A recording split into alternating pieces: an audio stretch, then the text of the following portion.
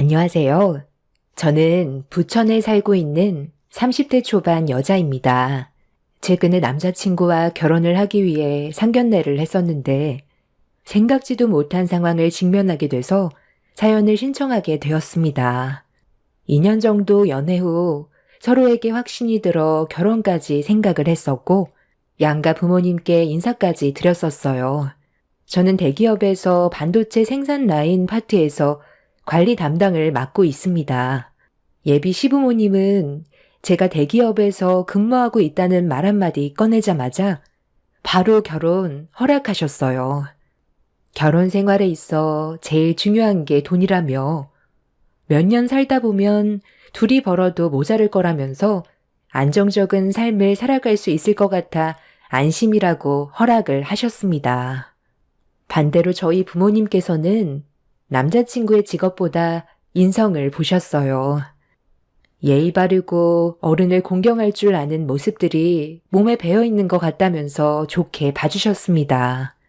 남자친구의 직업은 엔지니어예요. 저희 회사 하청에 있긴 하지만 교대 근무라서 그런지 적지 않은 월급을 받고 있습니다.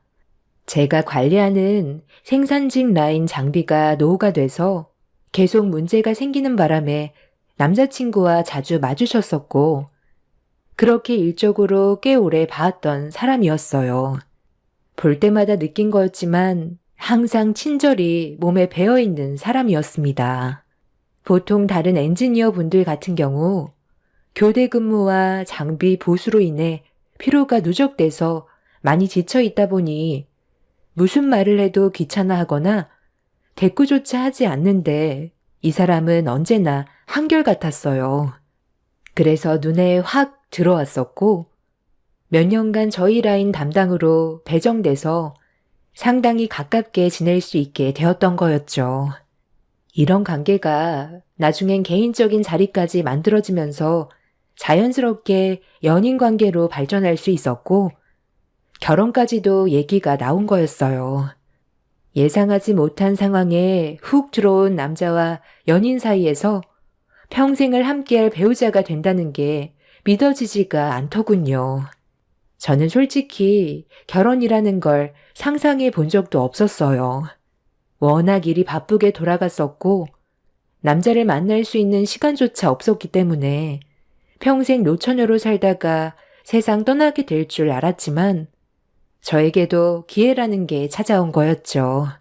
시부모님 인상도 나쁘지 않아 보였었고 무난한 결혼 생활을 상상했었는데 상견례를 하기 바로 며칠 전에 예비 시모가 병원에 입원했다는 소식을 남자친구에게 듣게 되면서 너무 놀란 저는 퇴근 후 바로 병원으로 향하게 되었죠. 그렇게 병실 문을 열고 들어가니 시모는 다리에 깁스를 한 상태로 입원 중이셨어요.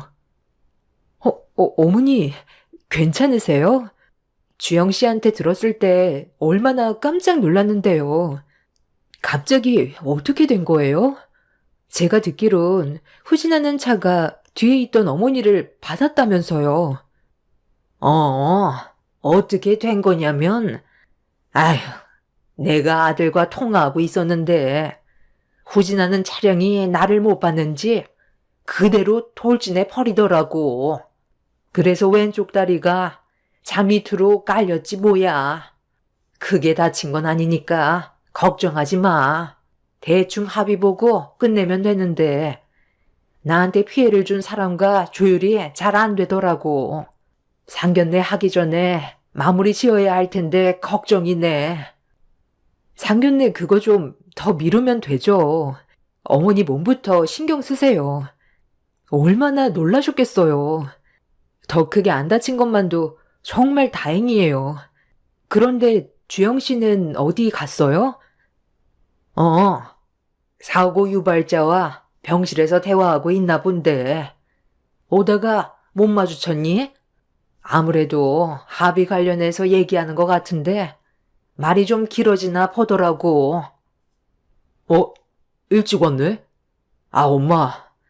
이분이 초보 운전이라 미숙해서 좋게 해결받으면 좋겠다는데 엄마가 원하는 합의금은 너무 많은 것 같다고 부담스러워 하세요. 뭐라고? 지금 내가 요구한 합의금을 주지 않겠다는 거야? 나는 가만히 있었는데 그쪽이 뒤에서 받아버리는 바람에 내 발이 차 밑으로 깔렸고 온몸이 쑤셔서 고통스러워 죽겠는데 내가 원하는 조건의 합의금을 안 주겠다는 게 말이 돼? 그쪽 부모가 다쳤어도 그런 말이 나올 것 같아? 그게 아니라요. 보험사에서 알아서 해결해 준다고 제가 추가적으로 돈을 주지 않아도 된다더라고요. 그래서 아까부터 그걸 아드님께 설명드렸는데 조율이 잘 안 돼서 해결을 못 봤어요. 보험사에서 병원비랑 일정의 보상금으로 100만 원 정도 얘기하는 것 같은데 저한테 따로 500만 원을 얘기하시면 어떻게 해드릴 수가 없어요. 제 차가 마티즈 중고로 200만 원 주고 산 건데 추가적으로 저에게 개인적인 합의금 500을 얘기하시는 건 너무 억지스러운 것 같아서요. 내가 지금 억지 부리는 걸로 보여요? 사고 나서 세상 떠나지 않은 것만도 다행으로 생각해야지. 이 여자가 사람을 쳐놓고 배짱 부리고 있네. 지금 깁스한 거 안 보여?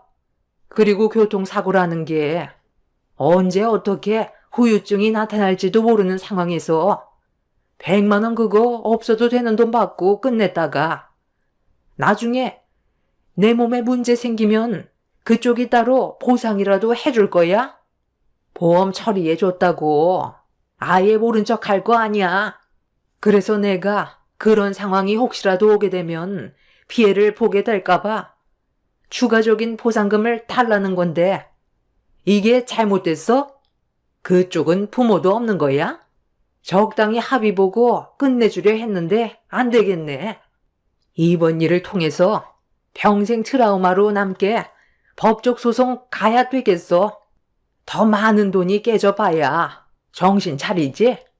운전을 할 줄 모르면 아예 밖으로 기어 나오지 말던가.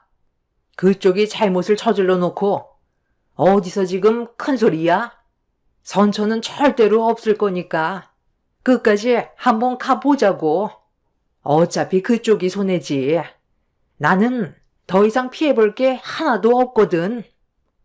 저 부모 없이 지금까지 혼자 살아왔어요. 어렸을 적 교통사고로 부모님이 한날 한시에 돌아가셔서 지금까지도 힘들게 살아오고 있는데 500만 원은 저에게 너무 큰 돈이에요. 저 때문에 피해보신 건 정말 죄송스럽게 생각하고 있어요. 제가 이런 일은 처음이라 아무것도 모르는데 좋게 해결 보면 안 될까요? 합의 문제로 예비 시모와 언성이 높아지고 있는데 조율이 되지 않아서 그런지 얼굴이 점점 붉어졌고 병실이 떠나갈 정도로 격앙된 목소리로 화를 내고 있었습니다. 그런데 저는 여기에서 좀 이상한 점을 발견했어요. 보통 보험 처리하면 끝인 걸로 알고 있었는데 사고를 유발했던 당사자에게 추가적인 합의금을 요구하는 건 저도 처음 본 상황이라 이게 맞는 건지 잘 모르겠더라고요. 그런 상황에 예비 시모가 변호사 선임해서 이미 어떻게 처리하는 게 제일 좋은 방법인지 전부 다 알아봤다면서 상대방을 코너로 몰아세우고 있었어요. 사고를 낸 여자는 보험사와 대화를 좀 더 해보겠다면서 병실 밖으로 나갔고 잠시 뒤 다시 병실로 들어왔습니다. 제가 방금 보험사와 통화를 좀 해봤는데요. 보험사 측에서는 보상 관련해서 지원해 줄 수 있는 게 사고 경도의 기준에 따라 지급이 되는 거라 이미 보상금은 정해져 있는 거고 나머지 추가 피해 보상금 같은 경우에는 개인적으로 해야 될 문제라고 하는데 이미 보험사 측과 합의를 본 상태라 안 줘도 된다고 하던데. 그래서 지금 나한테 개인적인 피해 보상금을 주지 않겠다는 거야? 내가 이번 일을 크게 만들어야 정신 차리지. 운전대 평생 못 잡게 해줄까?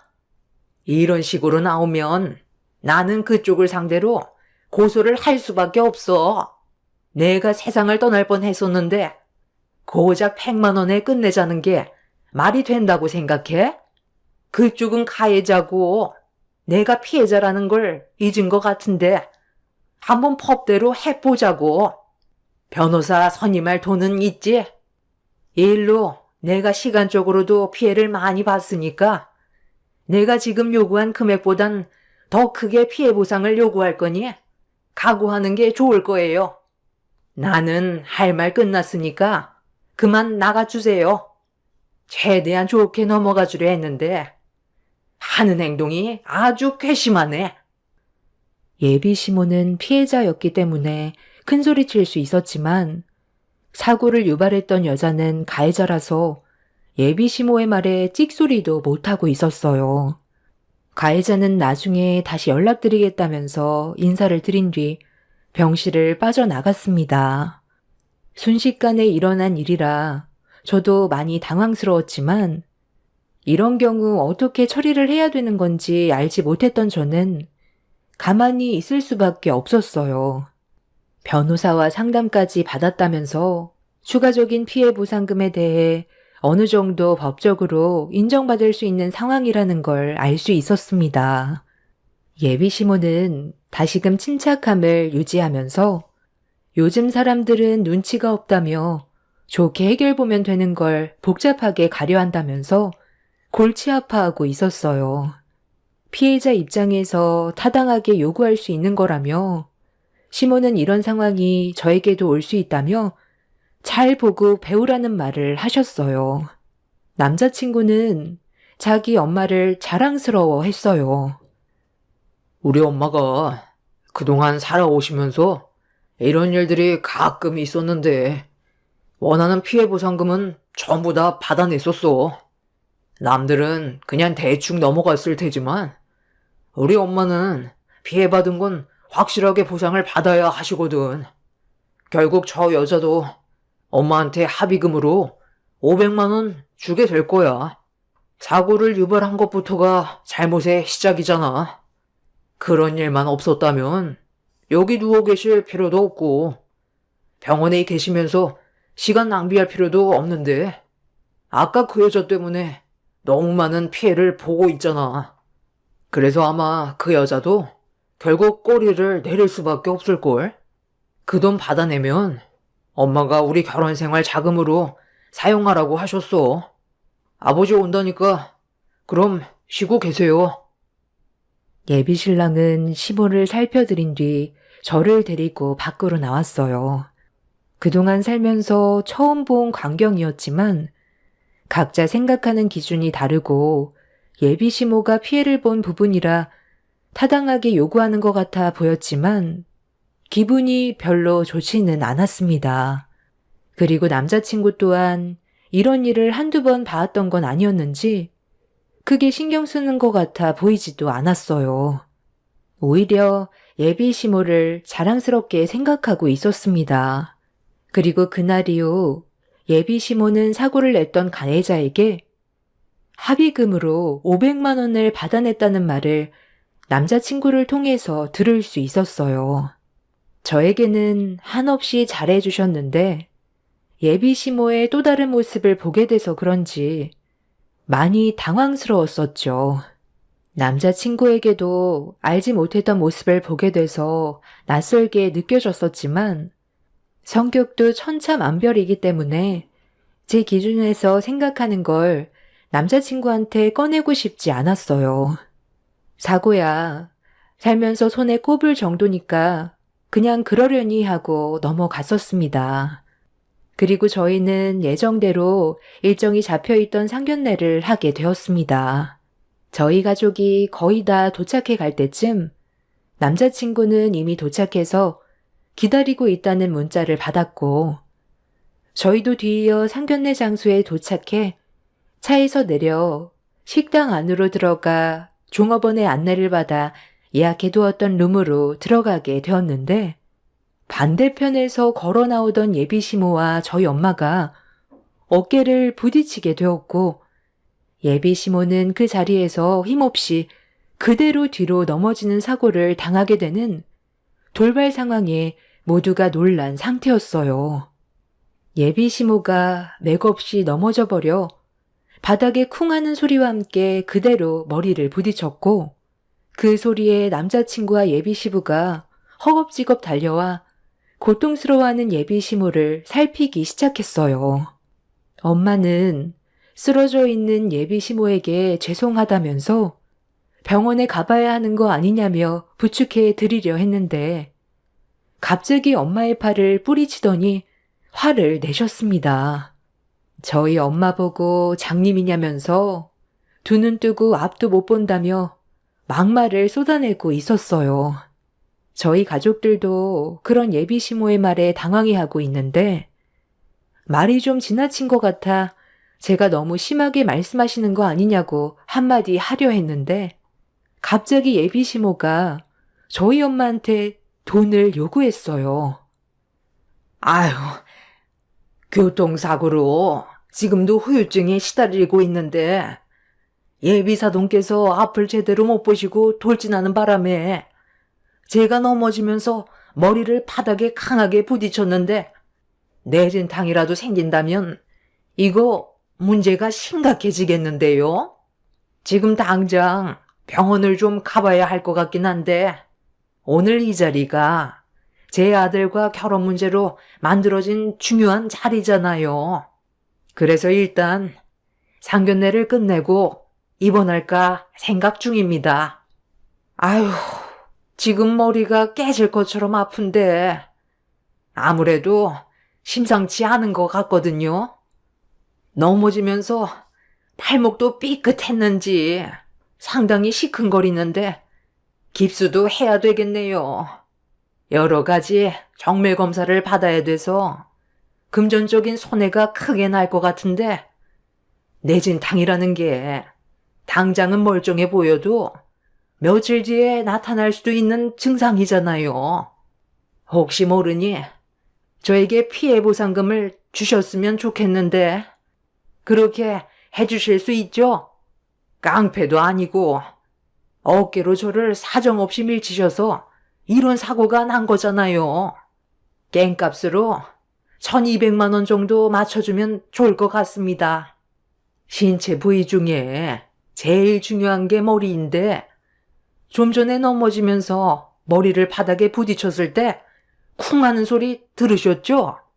아, 여기 봐봐요. 홍난 거 보이세요? 이 정도면 무조건 뇌진탕일 확률이 높습니다. 네? 아니, 방금 뭐라고 하셨어요? 갱값이요? 제가 주영군 어머님한테 손찌검 한 것도 아니고 그쪽이 앞을 못 보고 무작정 밀고 들어와서 부딪힌 건데, 병원비는 그렇다 쳐도 피해 보상금으로 1200만 원을 달라뇨. 이게 지금 말이 된다고 생각하세요? 병원에서 검사받고 치료받는다 해도 그 정도로 큰 돈이 나오지 않는다는 거 아실 텐데요. 지금 말귀를 못 알아들으세요? 피해 보상금이라고 했잖아요. 치료비는 당연히 그쪽에서 해줘야 되는 거고, 내가 받은 신체적 피해에 대해 금전적인 보상을 요구하는 건데, 이게 뭐가 잘못됐다는 거죠? 좋게 말하니까 제 말이 억지스러워 보이세요? 그쪽이 일단 원인 제공을 했잖아요. 법대로 하겠다는 거예요?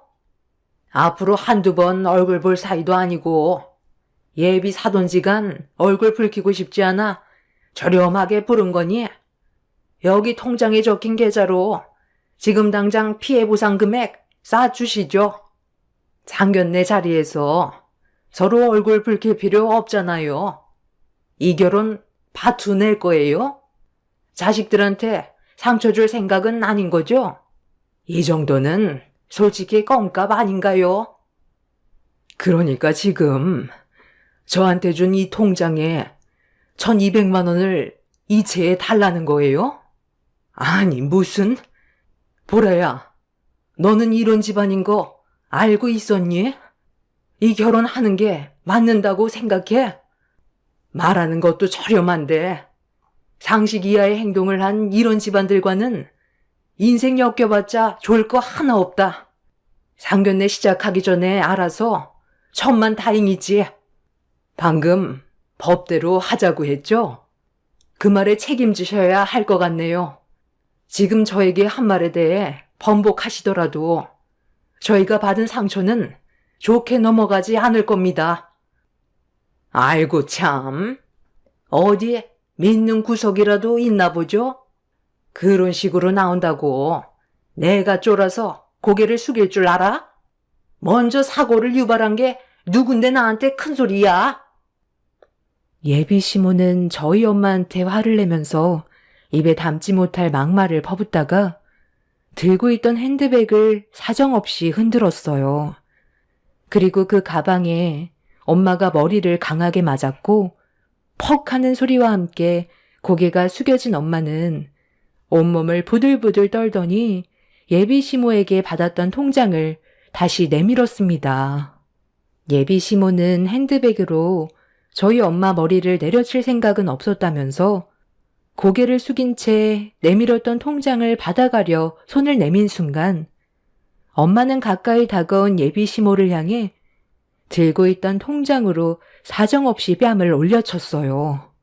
결국 상견례장은 아수라장이 되었고 예비 시모가 퍼붓는 막말에 엄청난 충격을 받은 저는 남자친구에게 결혼은 없던 일로 하고 저희 둘의 관계도 끝내자며 부모님을 밖으로 모시려는데 그때 일이 바빠서 상견례 자리에 못 올지도 모른다던 오빠가 특근을 마치고 뒤늦게 도착을 했어요.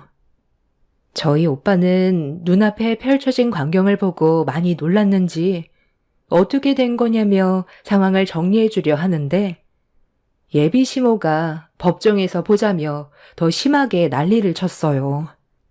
상당히 흥분한 상태라 대화 자체가 되지 않자 최대한 좋게 정리를 하려 했던 오빠도 선을 넘는 예비 시모의 지나친 행동에 화가 났는지 버럭 소리를 질렀습니다. 적당히 좀 하시죠. 이런 격식 있는 자리에서 상황을 악화시켜야 되겠습니까? 일단 진정하시고 어떤 상황인지 저희 동생한테 대충 듣긴 했는데 저희 어머니와 실수로 부딪힐 수도 있는 거고 이게 심각하게 문제를 일으킬 정도로 안 좋게 끌고 갈 문제는 아닌 것 같은데요. 1200만 원을 피해 보상금으로 달라는 건 너무 억지스럽기도 하고요. 오늘 이 자리에 오기 전에 혹시 안 좋은 일이라도 있으셨어요? 이런 식으로 나오시면 당연히 제 동생과 결혼은 힘들죠. 아이고, 누가 결혼하겠대?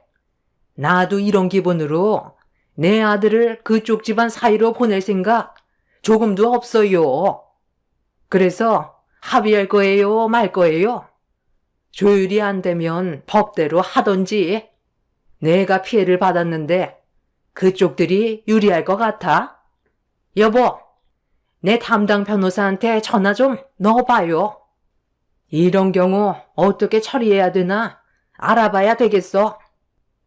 일단 저기 룸 안에 CCTV가 설치되어 있으니 좀 전에 어떤 상황이었는지 제가 두 눈으로 확인해 보면 되는 거고 변호사 선임하실 수 있고 이 정도 일로 법정에 올라가는 게 더 손해보는 일인 것 또한 알아두시죠.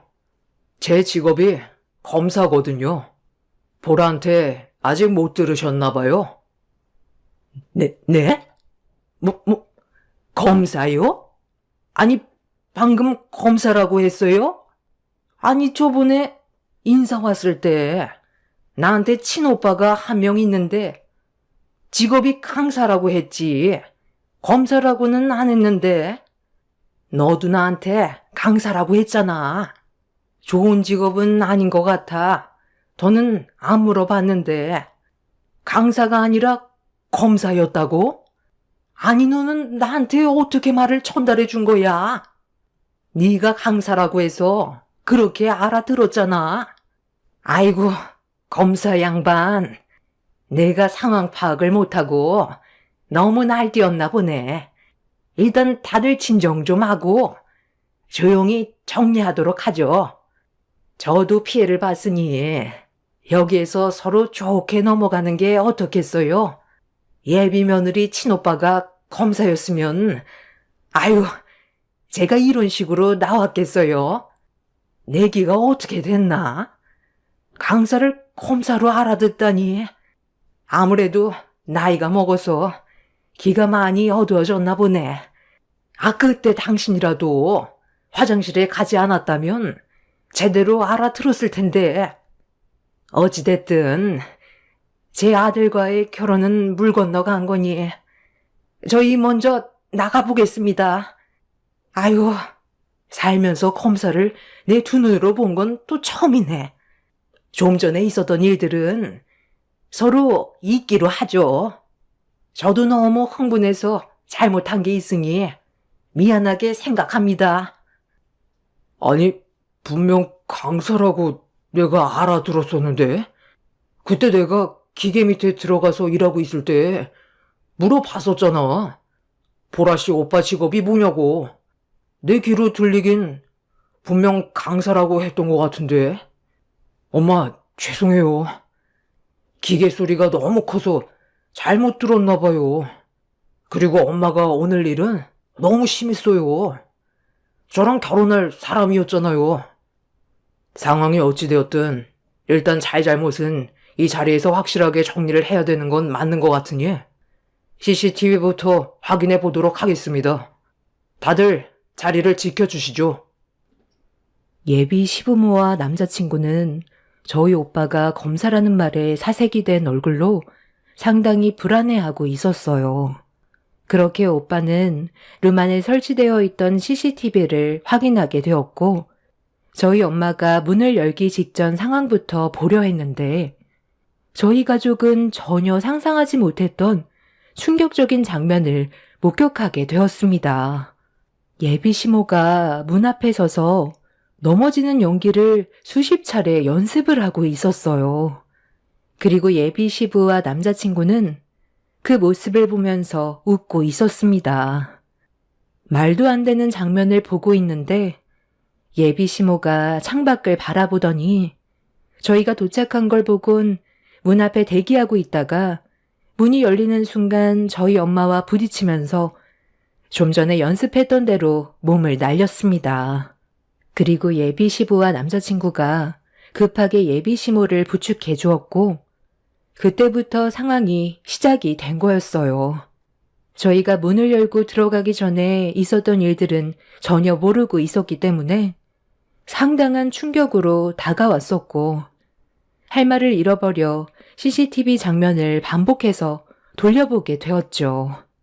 예비 시모는 말까지 더듬더니 최근에 연기학원에 다니고 있어서 잠깐 연기를 해본 거라며 본인이 무슨 말을 하는지도 모르는 듯 횡설수설하고 있었어요.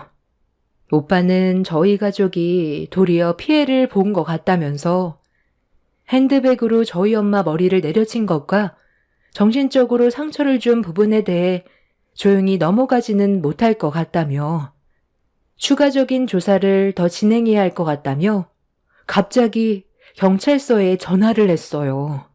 그리곤 오빠는 상습 자해 공갈을 저지른 범죄자들 같다면서 예비 시부모와 남자친구를 신고했습니다.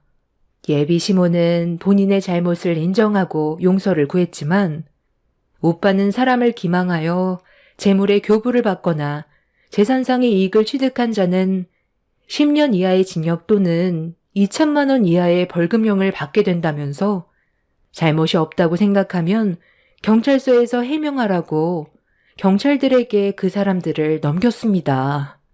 저희 가족은 이런 일을 처음 경험해 봤는데 상대방이 고의로 죄를 뒤집어 씌워 보상금을 받는 사건이 상당히 많이 있는 걸 이번 일을 통해 알게 됐습니다. 그 사람들에 대해 나중에 듣게 된 소식은 가족 전체가 상습적인 자해 공갈단이었다는 걸 알 수 있었어요. 얼마 전에 교통사고로 피해보상금을 500만 원이나 물어줬던 그 여자분도 같은 피해자였고, 이번 일이 밝혀지게 되면서 다시 돈을 되돌려 받았다는 소식도 접할 수 있었습니다.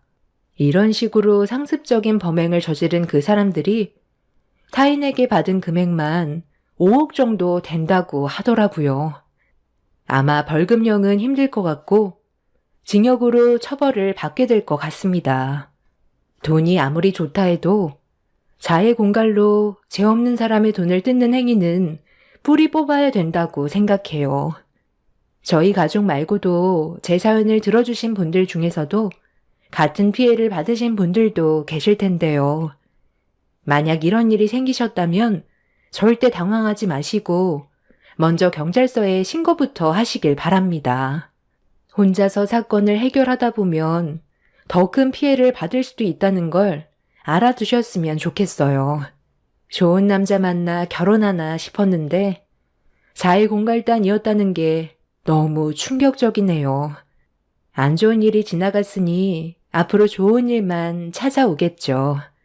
제 사연 들어주신 분들, 오늘 하루도 사고 없이 무사히 집으로 돌아가시길 바랍니다.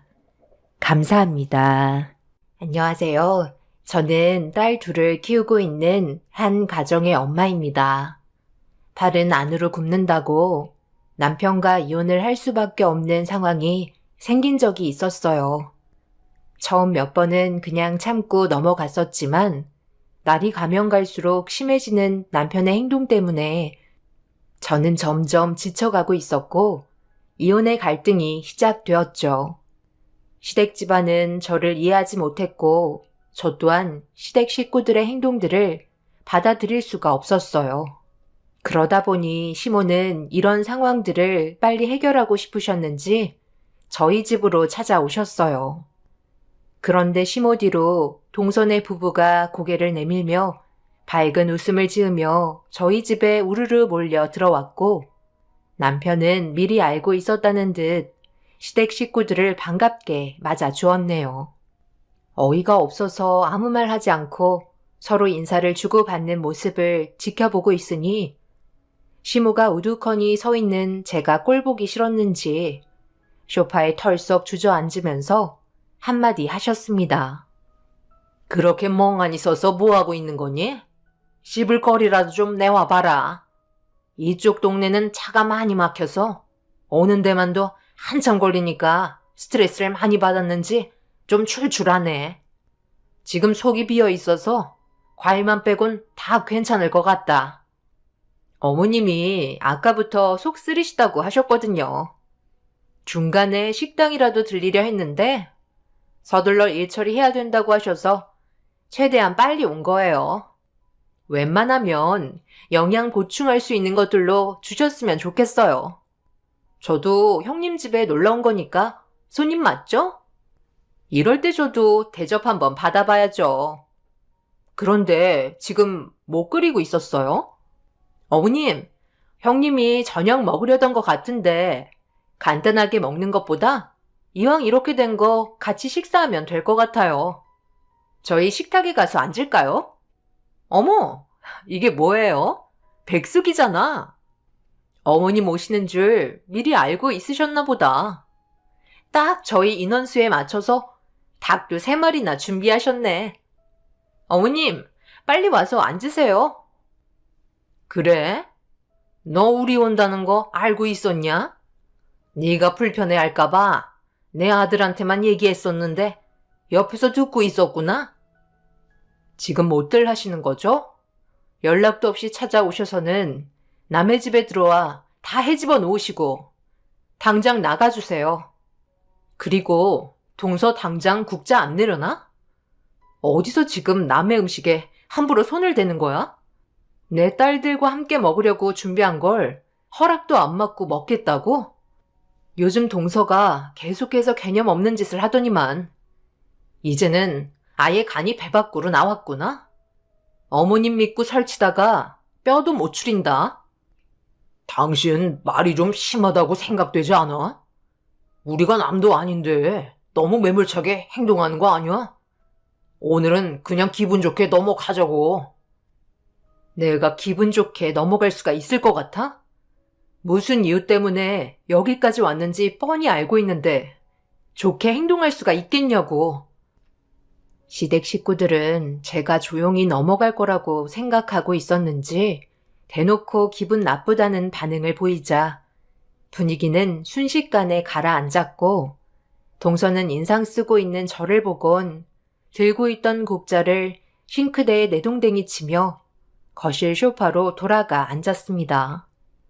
시모는 이런 분위기 속에 음식을 먹는 건 포기해야겠다며 왜 찾아왔는지 본론으로 들어가셨고 저는 시모의 어이없는 말에 속이 끓고 있었네요. 이해할 수 없는 행동들은 저를 더 미치게 만들었고 그동안 쌓아왔던 모든 것들이 한순간에 무너지는 순간이었습니다. 너희 사돈어른께서 오늘 내일 하시는데 조만간 너한테 상속재산으로 물려받게 될 땅을 처분할 생각을 가지고 있는 거지? 묵혀둬봤자 좋을 것 하나 없다. 내가 알아보니까 그쪽 땅들이 개발지역에 묶여 있다더구나. 사돈어른은 그런 건 또 어떻게 알고 그 넓은 땅들을 가지고 계셨대?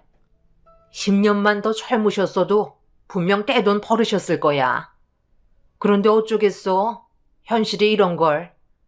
일단 눈앞에 돈이 들어왔으니 그 땅을 처분하고 현금으로 보유할 생각이라며 당장 먹고 살 걱정부터 해야 하니까 시애미가 봤을 때도 그렇게 하는 게 훨씬 이득인 것 같긴 하다.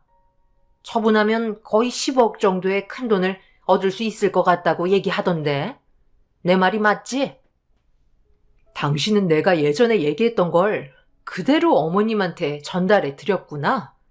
아직 해결된 거 하나 없는데 당신 입방정 때문에 상황을 이런 식으로 만들어? 나중에 따로 얘기 좀 하자. 어머님은 제가 어떻게 대처해 주길 원하시는데요. 여기까지 찾아오신 이유가 있으실 거잖아요. 동선의 가족을 데려온 거 보면 무슨 계획이 있으신 것 같은데 일단 드러나 볼게요. 이어서 말씀해 보세요.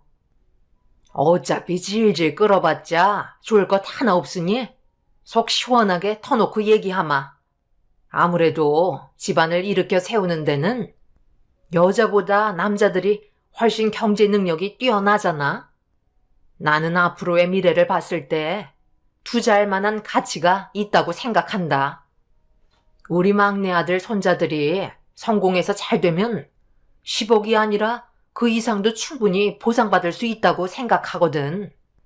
그래서 이번에 사돈어른께서 세상을 떠나신 뒤에 받게 될 땅을 처분하게 되면 들어온 10억을 애들 유학비로 투자 좀 해줬으면 좋겠는데 어렸을 때부터 자리를 깔아놔야 미래가 밝은 법이야. 얼마나 좋은 기회야. 막내 아들 손자들이 잘 돼서 둘 다 의사가 되면 10억은 우습게 벌어들일 테고 너한테도 더 큰 이익으로 돌아오지 않겠어? 무덤까지 따라가는 게 가족인데 우리가 너한테 10억 받았다고 입 싹 닫고 살겠어? 다시 한번 말하지만 집안의 남자들이 튼튼한 기둥이 되어야 자리를 잡고 살 수 있는 거다. 그러니까 어머님은 동선의 자식들한테 10억을 투자하라는 말씀이시네요. 미리 유학 보내서 밝은 미래를 만들어주겠다는 거잖아요. 그럼 제 딸들은요? 그냥 집에서 숟가락만 빨고 있으라는 말인가요? 동서는 돈 없어? 본인들이 벌어서 자식들 키워야 하는 거 아니야? 예, 너는 무슨 말을 그렇게 하니? 남자랑 여자랑 같아?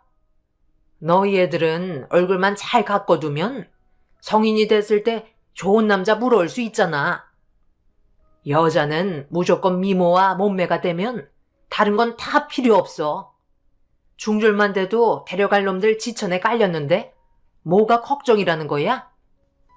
시모의 말에 어이가 없었고 동서내외는 옆에서 고개를 끄덕이며 자기 자식들의 미래 좀 밝혀달라며 손을 벌리고 있었습니다. 아빠가 세상을 떠나신 것도 아니고 살아계신 상태셨는데도 벌써부터 들어올 돈을 생각하고 자기들끼리 계획을 세웠다는 게 황당할 뿐이었어요. 내 기분은 모른 채 남편도 옆에서 동생네 좀 도와주라고 같이 거들어주고 있는데 모두들 저를 바라보고 있는 눈빛은 사심이 가득해 보였고 어떻게 해서든 저에게 들어올 재산을 갈취하려고 눈에 불을 켜고 있었습니다. 결국 화가 머리끝까지 올라와 더 이상 듣고 싶지 않다며 당장 나가라고 소리를 지르자 시몬은 제가 번 돈도 아니고 공짜로 들어온 걸 혼자서 다 먹으려 한다면서 되려 더 큰 목소리로 반박하셨습니다. 그러자 동서는 저보고 돈 때문에 사람이 변했다면서 저를 이상한 사람 취급했고 서방님은 10억을 한꺼번에 주는 게 부담스러우면 5억씩 나눠서 받아도 된다고 웃으면서 얘기하고 있었어요. 김칫국부터 마시는 시댁 식구들의 행동들은 이해할 수가 없었고 더는 듣고 싶지 않아 집 밖으로 전부 내쫓아 버렸습니다. 시몬은 다른 생각하지 말고 무조건 가족만 신경 써야 한다며 나중에 다시 대화하길 원하셨고 더 이상 듣고 싶지 않던 저는 현관문을 세차게 닫은 뒤 딴짓을 하고 있는 남편에게 동네가 떠나갈 정도로 소리를 질러 버렸네요. 화가 머리끝까지 올라 흥분을 가라앉히지 못하고 있는 저를 피하려고 방으로 들어가려는 남편한테 더 이상 함께 사는 건 아닌 것 같다고 얘기했어요. 이게 나 혼자 좋자고 이러는 거야? 아까 우리 엄마가 하시는 얘기 못 들었어? 어떻게 당신 혼자만 생각하는 거야? 이게 나 혼자 생각하는 거라고? 누구 자식이 우선인지 몰라? 어떻게 동선의 자식들이 우선이라고 얘기할 수 있는 거지? 우리 애들은 유학 안 보내도 된다는 거야? 동선애가 자식들은 자기들이 알아서 해야 되는 거지. 그걸 왜 우리한테 손을 벌리려는 건데? 그리고 지금 우리 아빠가 세상을 떠나셨어? 어쩜 사람들이 그럴 수 있는 거야? 돈 앞에서는 본성이 드러난다고 하더니만 눈앞에 돈이 보이니 눈이 휙 하고 뒤집혔나 봐? 내가 당신한테 아빠가 상속해 주실 땅에 대해 의논을 했던 건 앞으로의 우리 삶을 좀 더 좋게 만들기 위해 얘기했던 것 뿐이야. 그런데 당신은 나와 전혀 다른 생각을 가지고 있었고 그걸 식구들한테 전부 다 떠벌려서는 서로의 관계를 이런 식으로 만들었는데 이혼은 하기 싫다고? 그럼 애초부터 상황을 이렇게 만들지 말던가. 엄마 말이 틀린 건 아니잖아. 우리 애들은 솔직히 충돌만 나와도 얼굴만 이쁘고 몸매만 좋으면 장땡 아니야. 남자들이 능력 좋은 여자 별로 안 좋아해. 무조건 외적인 모습만 따진다고. 나도 당신 겉모습 보고 좋아했지. 능력 보고 결혼한 거 아니잖아. 남편과 더는 대화를 섞고 싶지 않았어요. 저를 외적인 모습만 보고 마음에 들어 했다는 한마디에 너무 큰 충격을 받았어요. 그동안 함께 살아오면서 자잘한 것들을 속썩인 적은 있었지만 이렇게까지 일을 크게 만든 적은 없었는데 돈 앞에서는 제가 알던 모습과는 전혀 다른 사람으로 변해가고 있었습니다. 결국 남편은 남편대로 저는 저대로 마음의 상처를 받아 각방 생활을 하면서 지내왔었어요.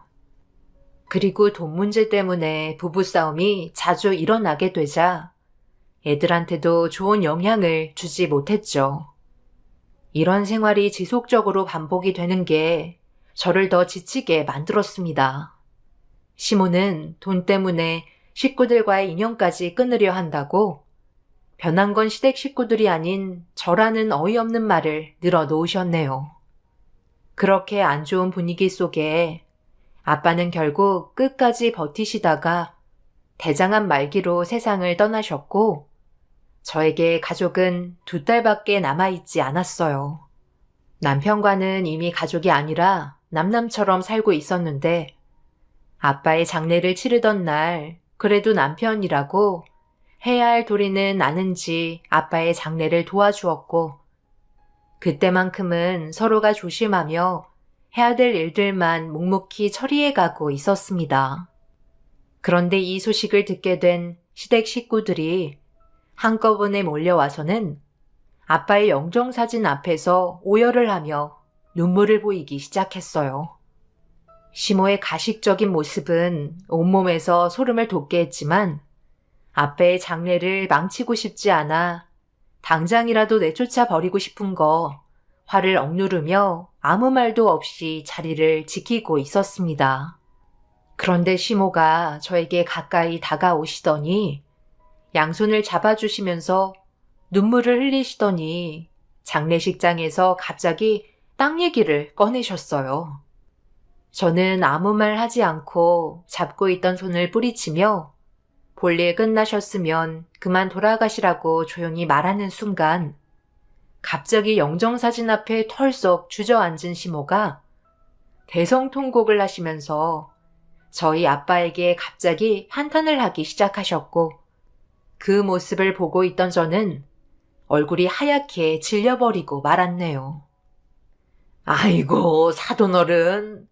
큰며느리 은옥이가 글쎄 사돈이 남기고 가신 땅을 혼자서 꿀꺽 하겠다네요.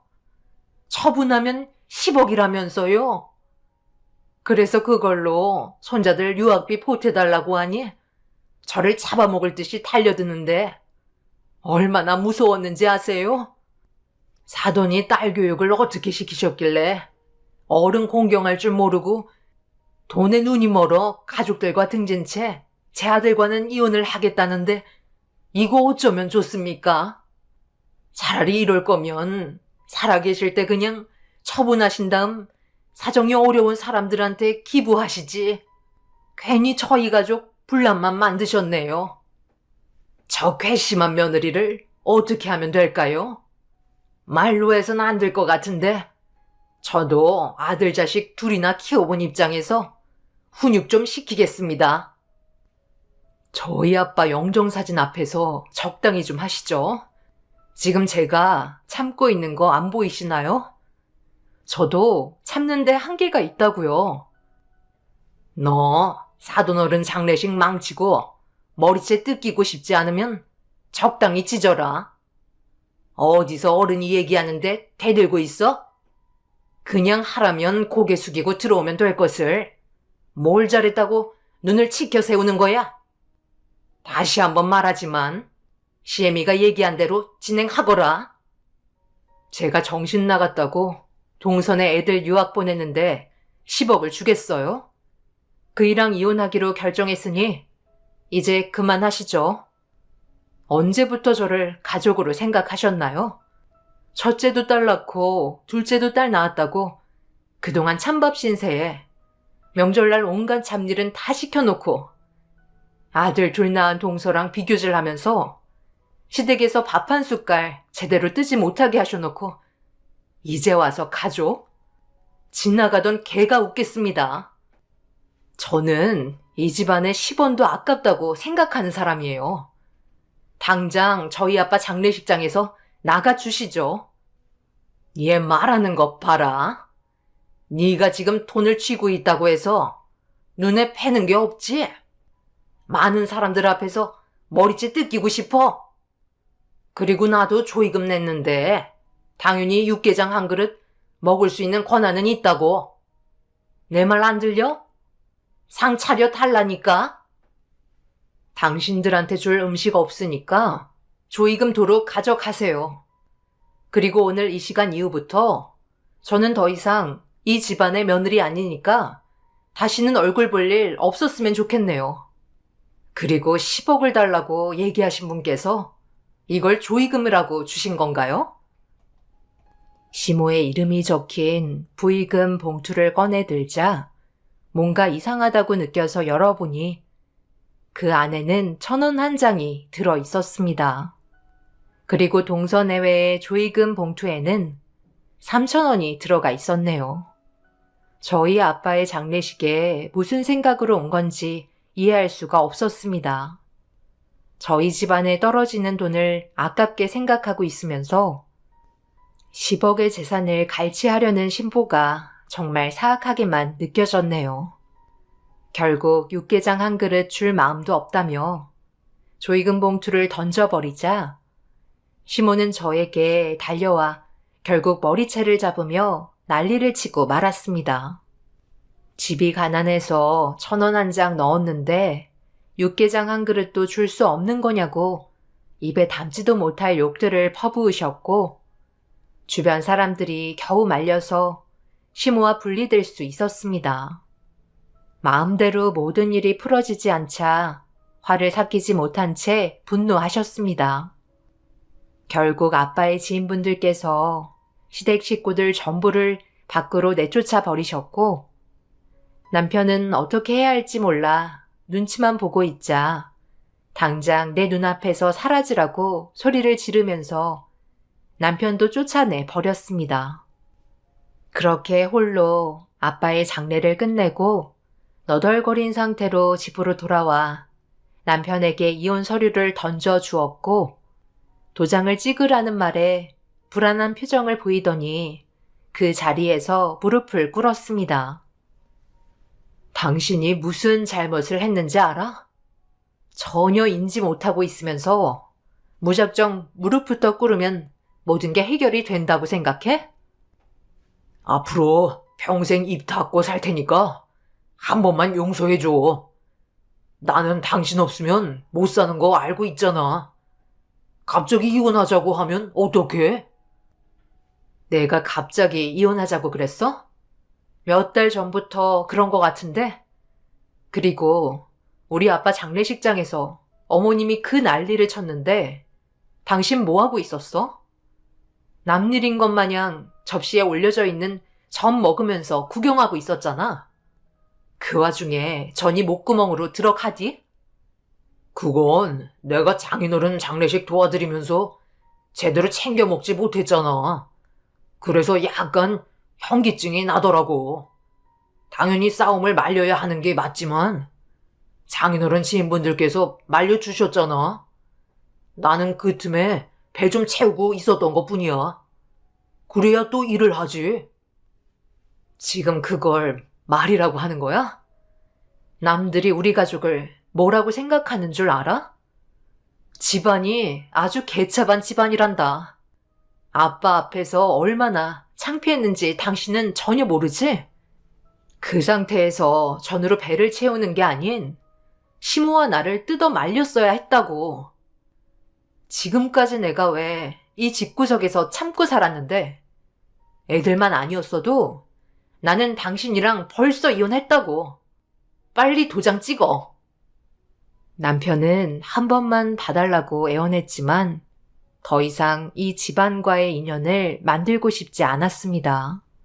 남편은 혼자서 도저히 안 되겠던지 전부 다 집으로 불러들였고 동네가 떠나갈 정도로 한바탕 난리가 난 상태로 시모가 장례식장에서의 분이 안 풀렸는지 막말을 퍼부으면서 갑자기 제 얼굴에 손을 올려 붙였습니다.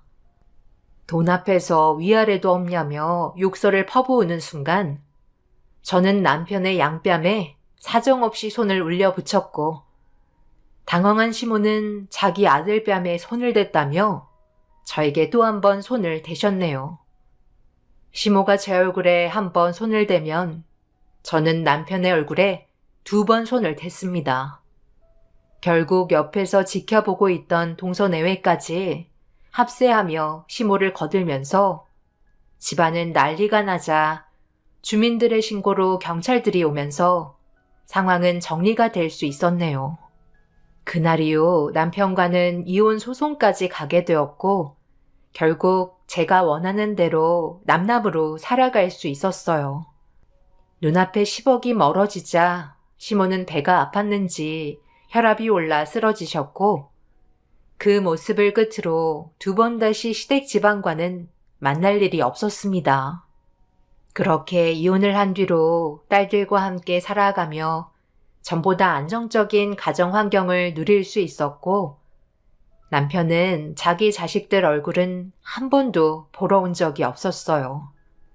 애들도 남편을 보고 싶어 하지 않았지만 나중에 알고 보니 시모가 딸들은 아무짝에도 쓸모없다며 다른 여자 만나 새 출발하라고 서둘러 또 다른 여자를 소개해주고 있었네요.